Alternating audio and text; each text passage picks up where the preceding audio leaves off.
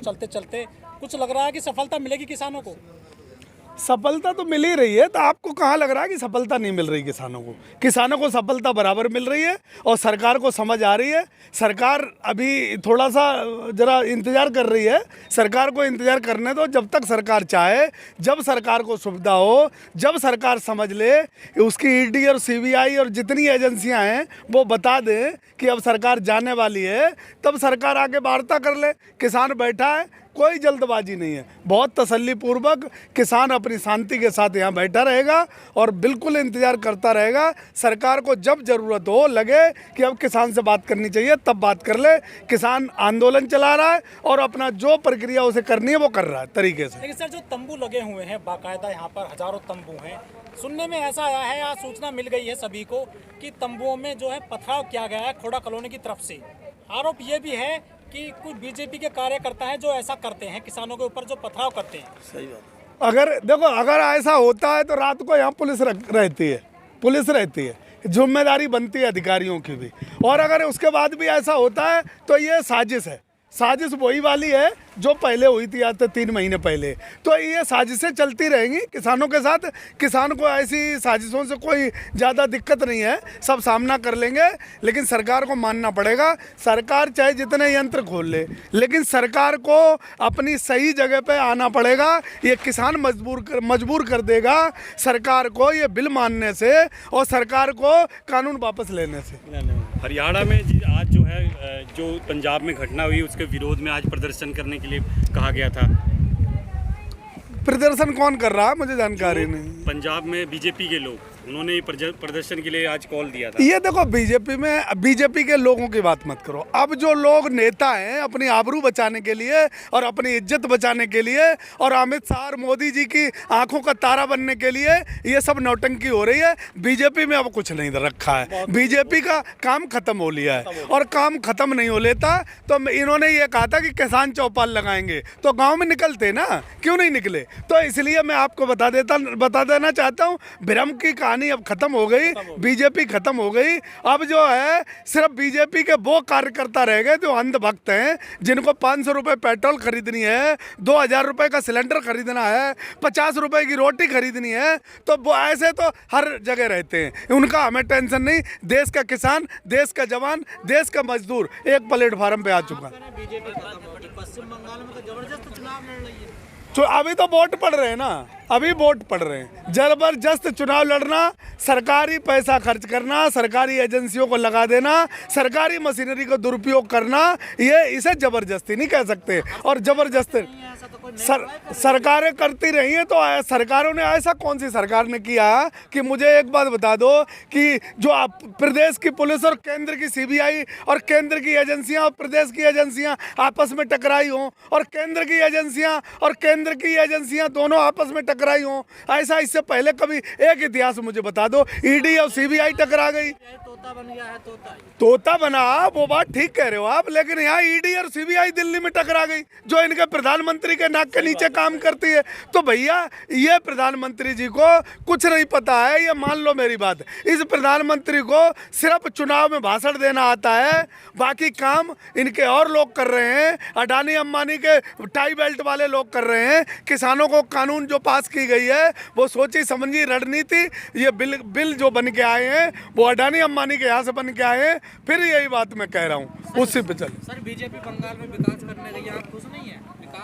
BJP किसी का विकास नहीं करेगी। बीजेपी ने विकास कर लिया है, अमित शाह के लड़के का अगर विकास कर लिया है वही बतेरा है। और रविशंकर प्रसाद ने अगर बिहार के विकास के नाम पे अपने बेटे का विकास कर लिया है वही बतेरा है। बीजेपी के अब हमने देख लिया है और देश के सभी नौजवानों ने और युवाओं ने देख लिया है कि बीजेपी ने विकास किया तो अपना किया है। जो कार्यालय बना दिए 5 स्टार, और बीजेपी ने विकास किया तो 15 उद्योगपतियों का किया। बीजेपी के बस का विकास करना नहीं है, बीजेपी के बस का है तो एक काम है कि आपस में लड़ाना और हिंदुस्तान को बांटना। अब ये बात समझ गए, अब ये ऐसा होने नहीं देंगे। बांग्लादेश गए मोदी जी का भी दौरा, उन्होंने कहा कि बांग्लादेश की आज़ादी की लड़ाई में मैं आंदोलन जेल में गया। यार मैं पहले भी तुमसे एक बार कह चुका हूँ कि राजगुरु की फांसी के बराबर वाला तख्ता प्रधानमंत्री जी किसी दिन ये कहेंगे कि उस पर मैं खड़ा था। और मुझे भी फांसी हुई थी। तो इन बातों में मत जाओ। मैं आपसे, मेरा निवेदन है कि प्रधानमंत्री जी जो कहते हैं उस पर गौर मत दो, क्योंकि ये दुनिया का सबसे झूठा प्रधानमंत्री है। इस प्रधानमंत्री की बात दुनिया ने मानना छोड़ दी, अब आप लोग भी सुनना छोड़ दो। और ये प्रधानमंत्री सिर्फ सत्ता भोगी प्रधानमंत्री है। ये प्रधानमंत्री फिर सिर्फ ये सत्ता में आना जानता है, लोगों को बहकाना जानता है, और बाकी कोई एजेंसी ऐसा काम नहीं कर रही है कि जो देश के लिए आने वाले 10 साल 20 साल के लिए देश में कुछ लाभ हो। कोई लाभ होने वाला नहीं। मान रहा है प्रधानमंत्री जी बात, कई बार करके रिपीट दिखा रहा है। कौन? टीवी का तो यार बात अलग है। देखो प्रधानमंत्री ने और सबने टीवी में कौन बैठे और प्रधानमंत्री जी उनको क्या दे रहे। जो एक 80,000 रुपए पाने वाला एंकर की जब 300 करोड़ संपत्ति होगी तो टीवी तो वही बोलेगी यार जो पैसा दे। बहुत पैसा भैया, टीवी अनाप शनाप पर नोट लूट रही है, और जो पैसा से एडजस्ट नहीं हो पाए वो नौकरी से बाहर छोड़ बैठे और यूट्यूब चैनल चला रहे हैं। तो सर आप कहना मोदी जी ने झूठ बोला, देश में तो बोलते हैं, विदेश में बोल रहे हैं। पूरी दुनिया में मोदी जी झूठ बोलते हैं, पूरी दुनिया में, और पूरी दुनिया जानती है। तुम गूगल पे डाल के देख लो कि दुनिया का सबसे झूठा प्रधानमंत्री कौन है, तो ये सौभाग्य से हमारे प्रधानमंत्री का नाम सर पे सबसे ऊपर आएगा। तो इस प्रधानमंत्री की अब बात हम नहीं मानते और देश का कोई नहीं मानता। लेकिन लोग कहते हैं कि मोदी जी का डंका बज रहा है पूरी दुनिया में। दुनिया में डंका कौन सी दुनिया में बज रहा है? अगर दुनिया में ही डंका बज रहा होता, देखो इस हमारे प्रधानमंत्री ने सारे के सारी मुस्लिम कंट्रियों को पैसा देने का इस देश से काम किया है। पीएफ केयर फंड में अरबों रुपए आया, और पूरा कोरोना काल में इस प्रधानमंत्री ने अपने लोग भूखों मरते रहे, अपने लोग प्यासों मरते रहे, कोरोना में लोग तड़पते रहे, और हॉस्पिटलों में जाने चली गई, और हॉस्पिटलों में इलाज करने वाला कोई नहीं था। जो नर्सें थी उनकी सैलरी रोक दी गई। डॉक्टरों को जो है फंड देने पर और उनका बीमा डबल करने पर क्या क्या सुविधाएं देने के लिए बोला गया था। किसान की डबल आय, बहुत देश में सपने दिखाए गए और कोई सपना पूरा नहीं किया गया। हर व्यक्ति के साथ अगर दिया तो धोखा दिया। नौकरी वालों को नौकरी से बाहर निकाल दिया। सरकारी नौकरी वालों को जबरदस्ती वैक्सीन लगाई जा रही है और सरकार अपना आंकड़ा दिखा रही है। कुछ नहीं है भाई साहब, बस देश रो रहा है, किसी भी तरीके से अपना समय काट रहा। कानून को लेकर के सुप्रीम कोर्ट में जो कमेटी बनी थी, अब वो रिपोर्ट सुप्रीम कोर्ट को सौंप दी गई है।